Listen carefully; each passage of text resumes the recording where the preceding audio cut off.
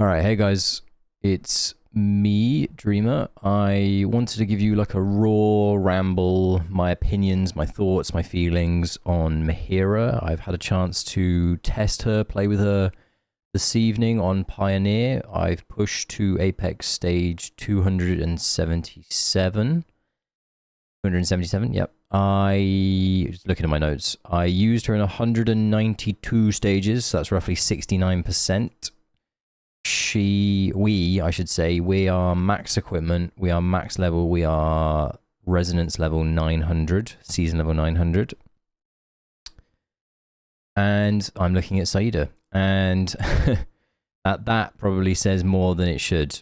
My instant feedback on her is her design, like the design of Mehira, amazing. She looks incredible. Fantastic. The design team and the art team have absolutely knocked it out of the park. Playability, maybe less so. But we'll come on to this. So, to start with, her charms are the same as Lucy's, as Tassie's, as Kulu's. The charms are amazing. Great set of charms for her. Similar to Lucy and similar to Kulu, this part is actually pretty irrelevant. It's mainly the increased damage they take is the relevant bit. Now, her abilities, I'm going to go through the good and the bad for each ability if it exists. So that's the way I'm going to break this down. I'm going to start with a not ability. I'm going to start with her herself. You're like, what on earth do you mean by that? What I mean by that is she is a mage. She is a hypergian mage. Why is that a good thing? She is a hypergian.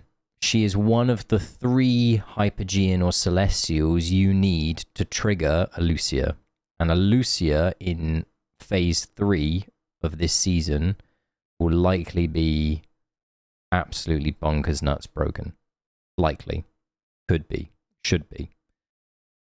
So, she has that going for her. Now, with regards to other elements of her, her range of 3 might actually be a blessing in disguise because a Lucia wants people to move 4 tiles, and Mehira might end up doing that quite regularly. So keep that in mind.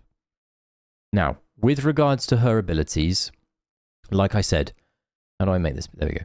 Like I said, I'm going to go through each of them, the good and the bad, in my opinion.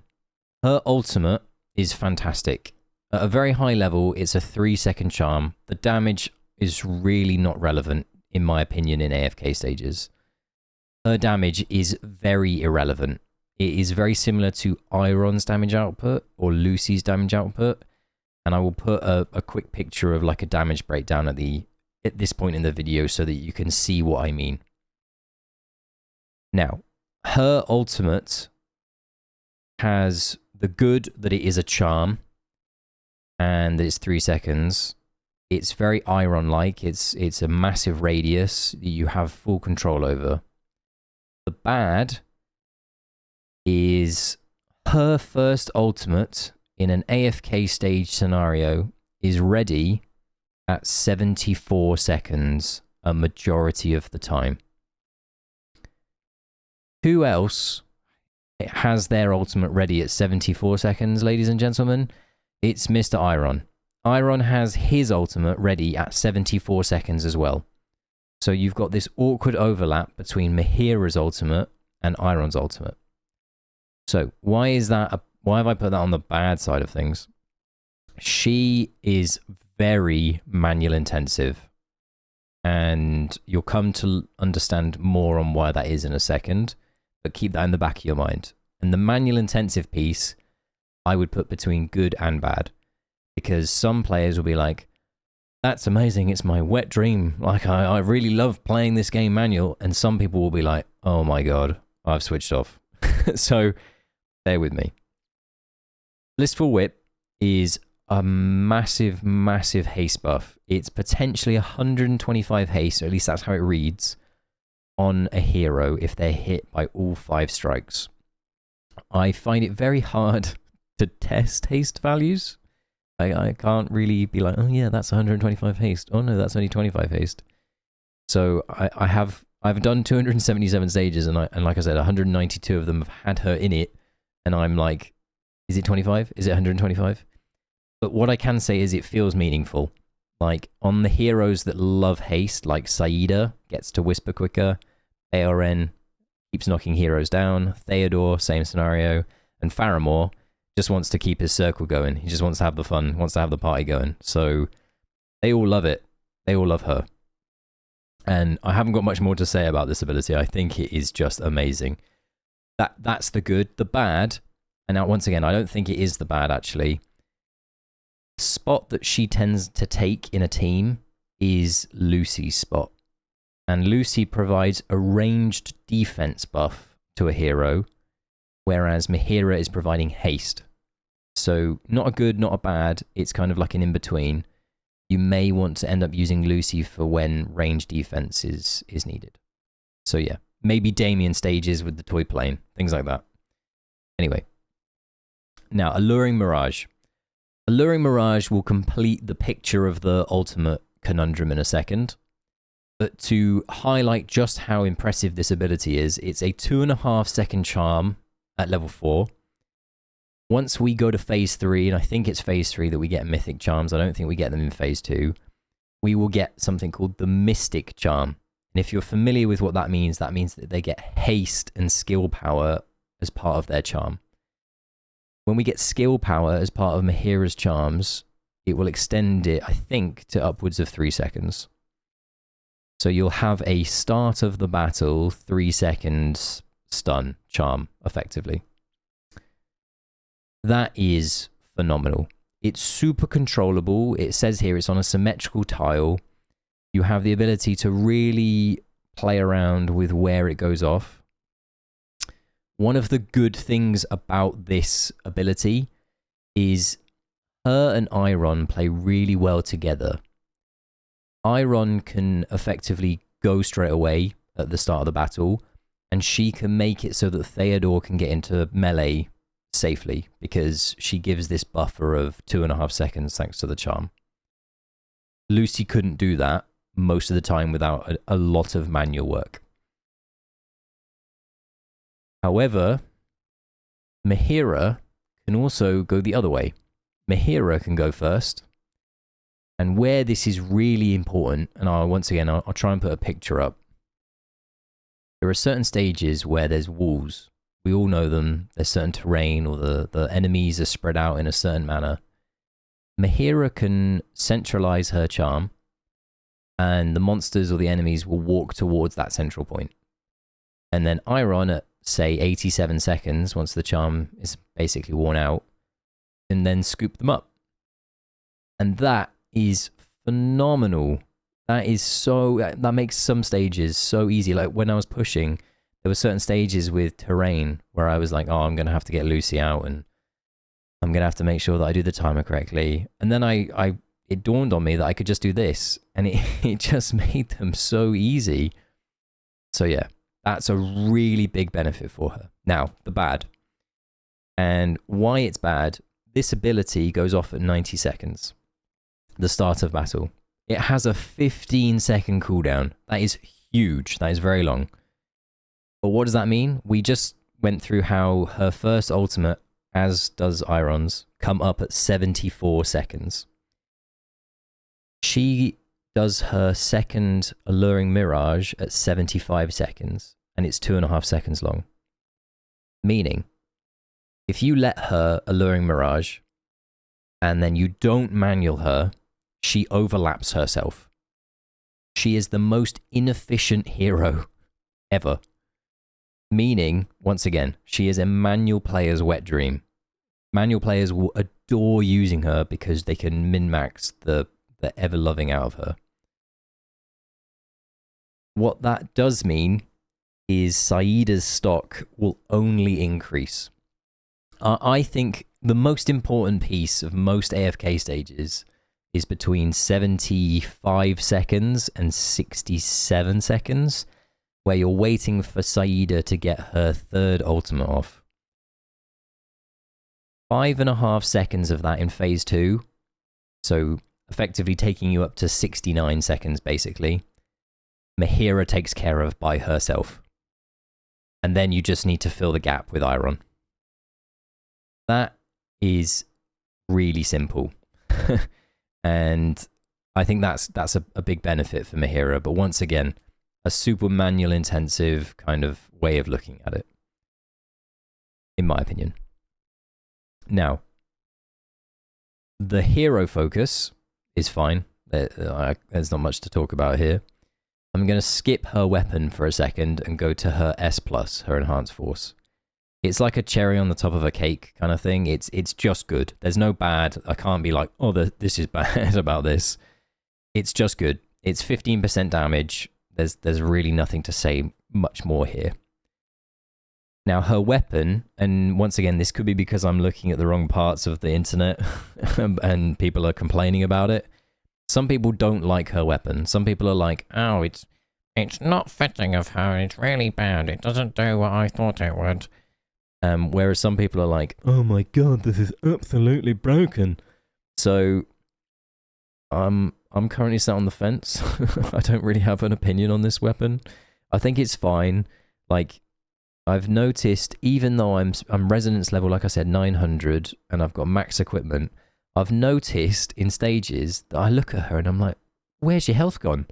Like, her health just disappears. So she is very squishy, and if she gets hit, she feels it. So that will lead me into another segue in a second. So the good side of this weapon is it's a lifesaver, quite literally, and the bad side is it has a lot of damage connotation to it. Like, the two of the things are like increases damage dealt.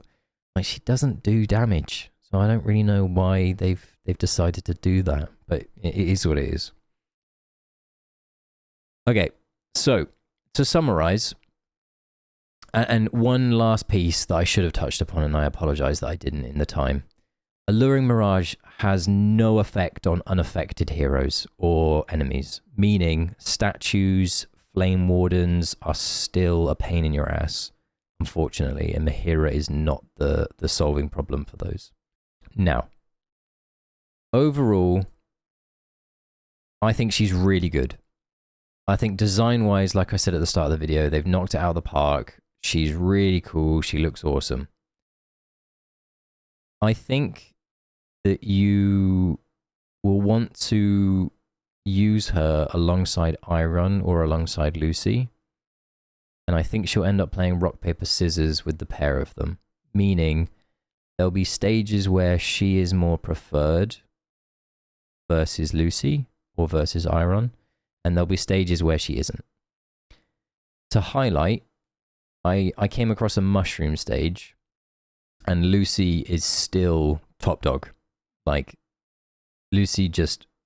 I could do the stage with Lucy. Mehira, I couldn't. I couldn't even get close. So there will be stages like that. Like I said, I used her in, like, I think it was 192 of my 277. At any point, was she the reason that I won the fight? I don't think so. I really don't. And that doesn't worry me. I think that's a good thing. I think that... and I said Kulu, but I will come on to why I said Kulu. I think that she is very Kulu-esque. I think Kulu is almost more important than Mehira at one copy. But I think Mehira could be workable at one copy because most of her kit and what makes her good is at one copy. My only concern is, like I said, she randomly dies. Like, I just see her health disappear and I'm like, what happened? So maybe she's Reinier 2.0, where you want to get her to, you know, the weapon. The S+ is going to be the cherry on the cake, but it's less cherry on the cake than Kulu's S+, in my opinion. Once again, just drawing a comparison. Kulu's S+ makes it so that certain stages are doable. I think you could argue that Mehira's will do the same, because in Deficit World, we time out a lot. So it could be that she does make some stages doable. But yeah, that all said, I think she's really good. I will probably end up pulling her, but just to S+. I think that she will be a, like I said, pick your poison style hero with Lucy and Iron. I look forward to seeing her on live on the 30th of October. Unfortunately, we're not going to get to use her in stages unless you still have stages to do until, I think it's the 2nd or the 3rd, the Sunday or the Monday of November. But yeah, let me know your thoughts. Let me know what you think of her. I'm intrigued to hear what people's opinions are. I think I'm not really a person to be like, oh, she's a 6.5 out of 10 and I think she could be better if you gave her some more damage. Like, it's not my jam. I think she's good. I don't think she needs much change. I think the only change that I would think that they would consider is giving her initial energy. I think that she is built for stages. I've seen certain content creators go absolutely mental and call her like the second coming of Mehira. I don't agree. I don't think she is that. I do think she's good. I just think that I think she is a better Lucy. And the reasons why, just to re-highlight once and for all, she does crowd control better, cleaner. She's a manual player's wet dream. Like, people will love to manual her and make her super efficient. But most importantly, she is one of 3 celestial hypergeans towards Lucia. And Lucy is a dimensional hero and doesn't have any of that benefit. So yeah, overall, seems good. Obviously, I probably should have put this disclaimer at the start. It's Pioneer server, so things might change. She might be completely gutted. She might be made completely OP. We don't know. But we'll see come the 30th of October. So yeah, like I said, let me know your thoughts. Let me know your feelings. Let me know your feedback. If you've got any questions or anything that you want me to test or look at, maybe I've already done it and I've got some footage. So just drop me a message. And yeah, I shall see you in the next video. Have a wonderful rest of your day. Have an awesome day. And thanks for watching.